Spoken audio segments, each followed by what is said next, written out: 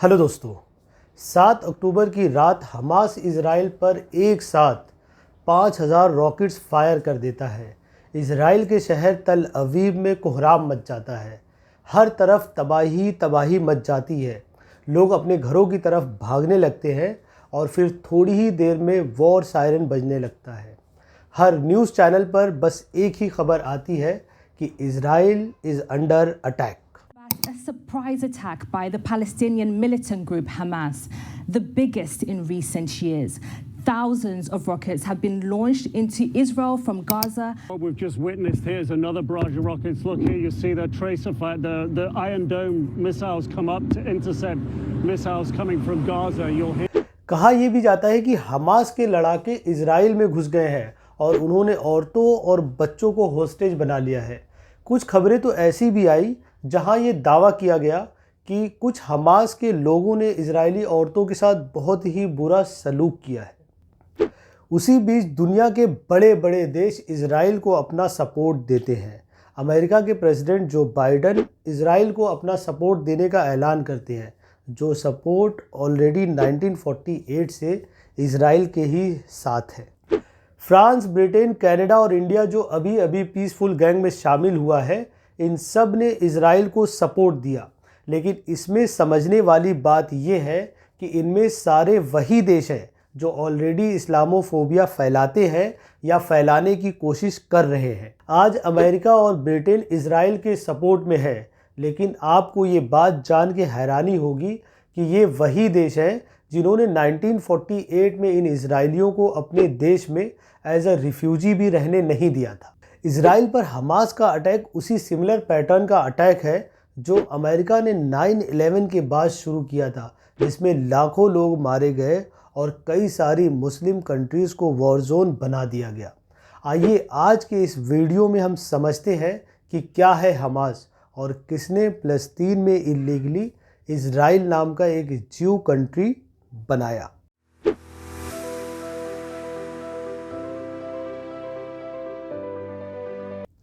दोस्तों, इजराइल और फ़लस्तीन के कॉन्फ्लिक्ट पर बने कई मिलियन वीडियोस आपको यूट्यूब पर और दूसरे सोशल मीडिया प्लेटफॉर्म पर मिल जाएंगे, लेकिन आज आपको इस वीडियो में मैं बहुत ही शॉर्ट में इजराइल और फ़लस्तीन के बारे में बताऊंगा, जिससे आप पूरी लड़ाई को आसानी से समझ जाएंगे और आप ये भी समझ जाएंगे कि असल टेररिस्ट है कौन।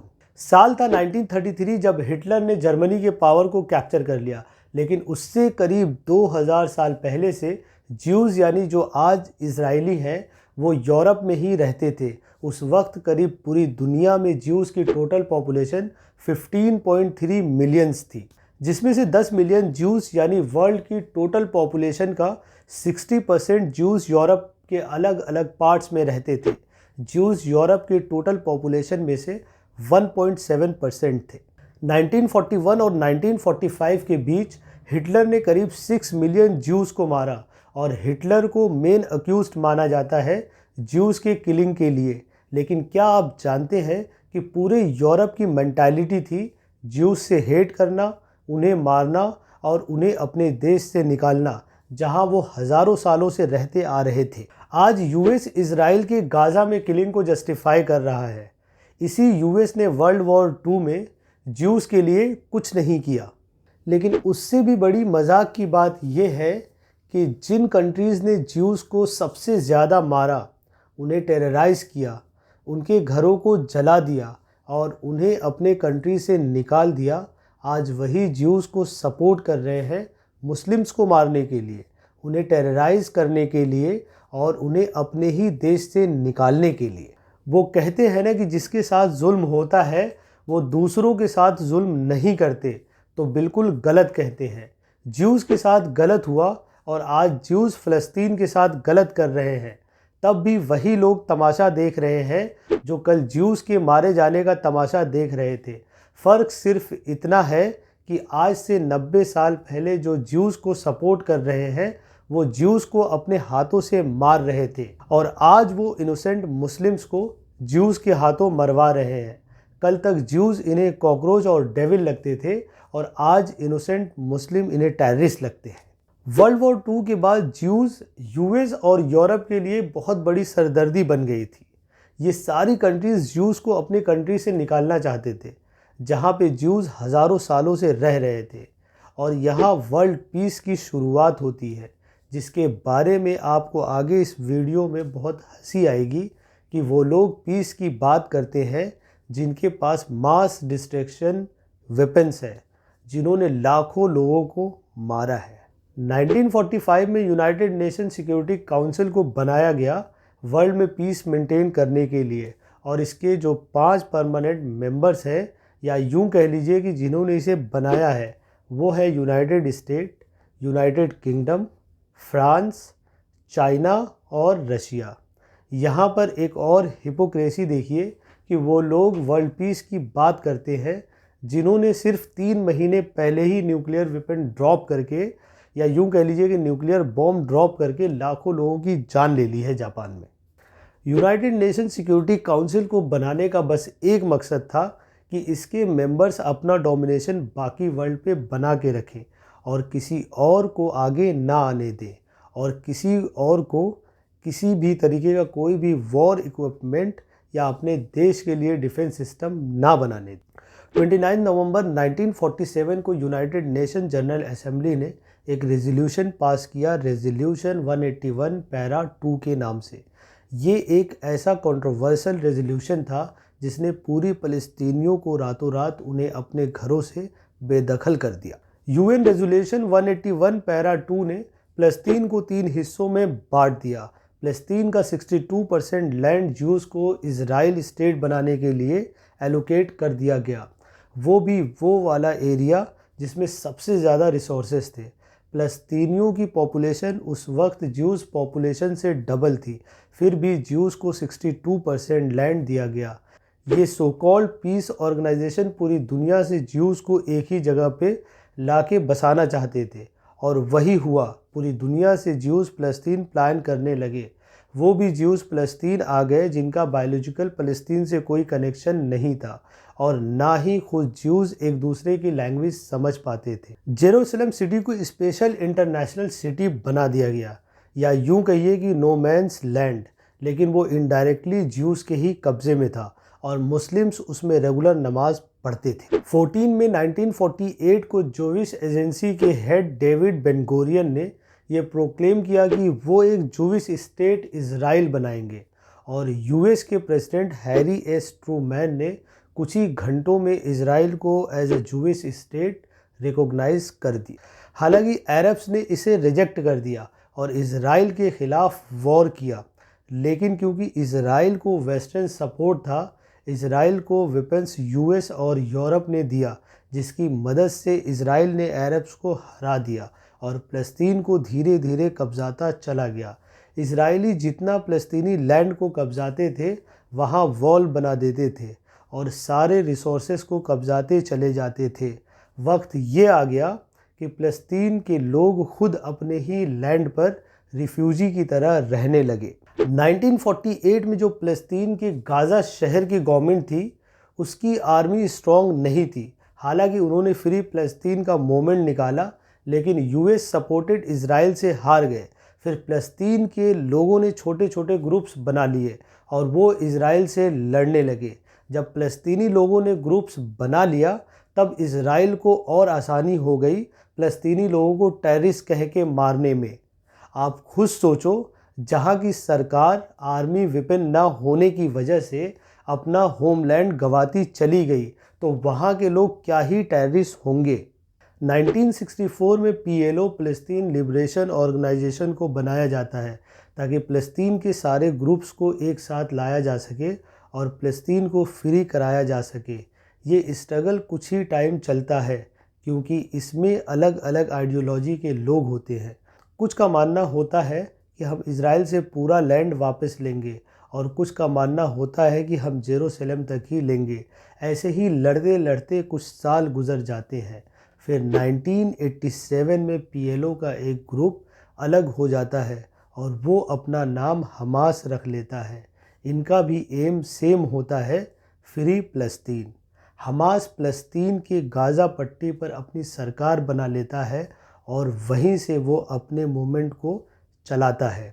हालांकि हमास फ़लस्तीन के इलेक्शन भी जीत जाता है, लेकिन वो बाकी पार्टियों के साथ कोई सरकार नहीं बनाता है। इजराइल धीरे धीरे फ़लस्तीनियों की ज़मीन छीनता है, उनके घरों को खाली करा के उसमें ज्यूज़ को सेटल करा देता है। जो लोग घर खाली नहीं करते उन्हें टेररिस्ट बोल के उनके घरों को बॉम्ब से उड़ा दिया जाता है, उनके स्कूल बंद करा दिए जाते हैं, उनके बच्चों को मार दिया जाता है और सो कॉल्ड वर्ल्ड पीस के लोग बैठ के तमाशा देखते हैं। अब अगर आपको इजराइल और फ़लस्तीन की करंट वॉर को समझना है तो आपको पहले इजराइल के थिंकर्स की आइडियोलॉजी को समझना होगा। इजराइल के थिंकर्स का क्या कहना था, उनकी आइडियोलॉजी कितनी हॉरिफाइंग और टेररिस्ट सोच की थी, वो आप इनके कुछ कोट से समझ सकते हैं।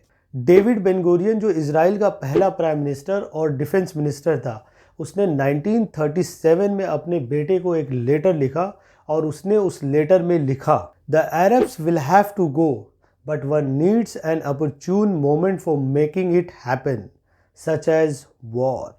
जी व्लादिमीर जोबिटिन्स जो एक रशियन ज्यू था, जिसे ज्यूज आर्मी फाउंडिंग फादर मानते हैं, उसने 1923 में एक बुक पब्लिश करी आयरन वॉर के नाम से, जिसमें उसने कहा अरब्स के लैंड्स को मैक्सिमम एक्यूपाई करते रहो और उस लैंड पर मिनिमम नंबर ऑफ अरब्स को रहने दो।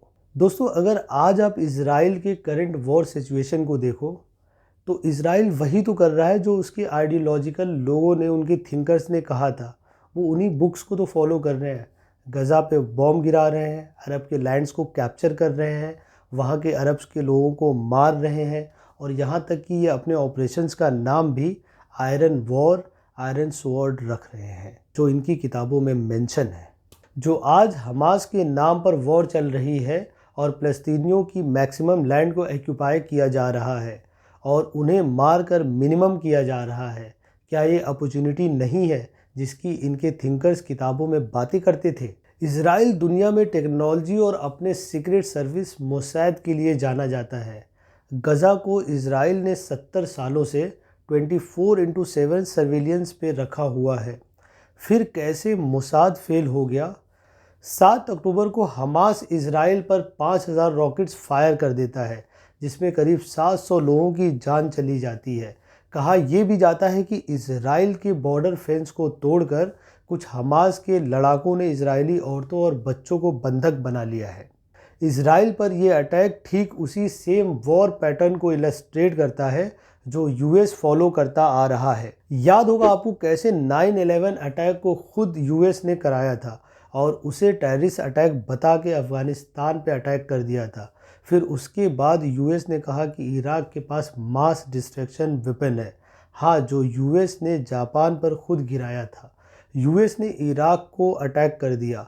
फिर इसी तरह सेम पैटर्न पे Syria, Libya, Yemen, Lebanon etcetera, इन सब को टेररिस्ट कह के और वर्ल्ड पीस के नाम पर इन सारी कंट्रीज़ को बॉम्ब किया।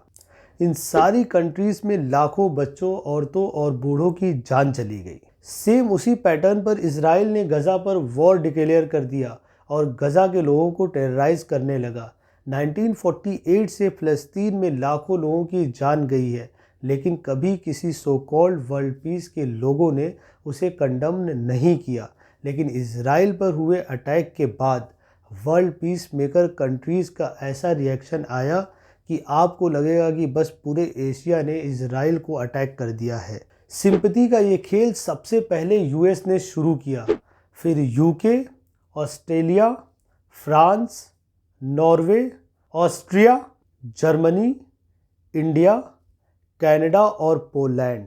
दोस्तों, मोसाद के बारे में ये कहा जाता है कि दुनिया में कोई कहीं भी हो, किसी भी कंट्री में हो, अगर उसने किसी ज्यू का मर्डर किया है तो मोसाद उसे दुनिया के किसी भी कोने से ढूंढकर मार देगी।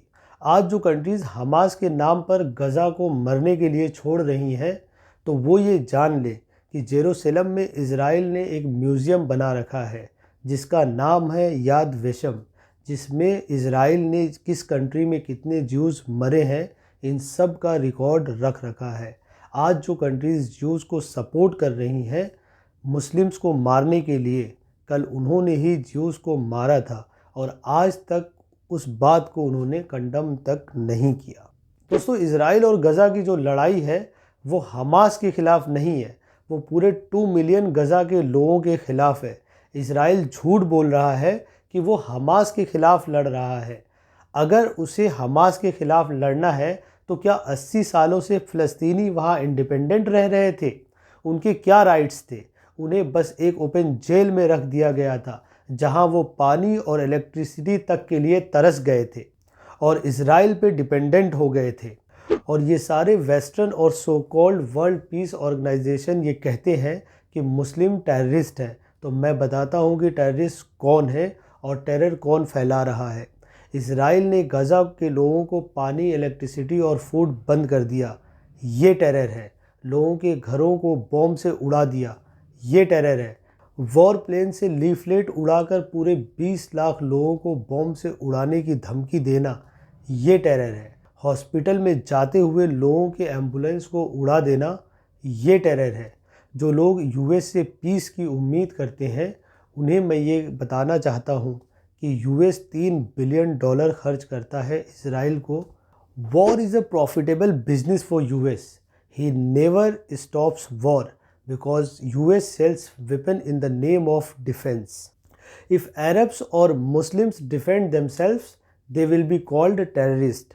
And if organized terrorists bomb Arabs, they will be called defense forces. Trust me guys, आज नहीं तो 10 साल बाद ये प्रूफ हो जाएगा कि हमास का अटैक इजराइल की इंटरनल जॉब थी। इस बात का इससे ही अंदाज़ा लगाया जा सकता है कि यूएस के प्रेसिडेंट जो बाइडेन ने झूठ बोला कि हमास ने बच्चों को मार दिया है। यही नहीं, उन्होंने ये भी कहा कि उन्होंने कंफर्म्ड पिक्चर्स देखी हैं। बाद में वाइट हाउस ने इसे क्लियर किया कि ऐसी कोई पिक्चर्स नहीं है। दोस्तों, याद होगा आपको जब यूक्रेन पे रशिया ने अटैक किया तो उसे सारे यही जो इजराइल को सपोर्ट कर रहे हैं, इन्हीं लोगों ने रशिया को वॉर क्रिमिनल डिक्लेयर कर दिया। और यही नहीं, इंटरनेशनल कोर्ट ऑफ जस्टिस ने पुतिन के ख़िलाफ़ अरेस्ट वारंट भी निकाल दिया। लेकिन वहीं जब यूएस की बात आती है तो बस यूएस ही सही रहता है, फिर चाहे उसने 100 से ज़्यादा कंट्रीज़ को इन्वेड किया हो। ये ज़रूरी नहीं है कि जिसके हाथ में गन है वही टेररिस्ट है। आजकल तो कोट पैंट और टाई वाले भी टेररिस्ट बहुत हैं, जिन्होंने हथियार बनाना और उसे बेचना दोनों ही लीगल कर लिया है। दोस्तों, 7 अक्टूबर से अब तक, यानी जब मैं ये वीडियो रिकॉर्ड कर रहा हूँ तो 10 दिन हो चुके हैं और इन 10 दिनों में इजराइल ने गज़ा पर 6000 से ज़्यादा बॉम्ब गिरा दिया है। 2700 से ज़्यादा लोग मारे जा चुके हैं और 9000 से ज़्यादा लोग घायल हैं। इस वीडियो के नेक्स्ट पार्ट में हम बात करेंगे कि कैसे अरब देशों ने अपना सोल यूएस को बेच दिया है और बस वो कहने को किंग और शेख हैं, उन पे कोई डिफेंस सिस्टम नहीं है। और ये भी समझेंगे कि यरूशलेम क्यों इम्पोर्टेंट प्लेस है अब्राहमिक रिलीजन्स के लिए।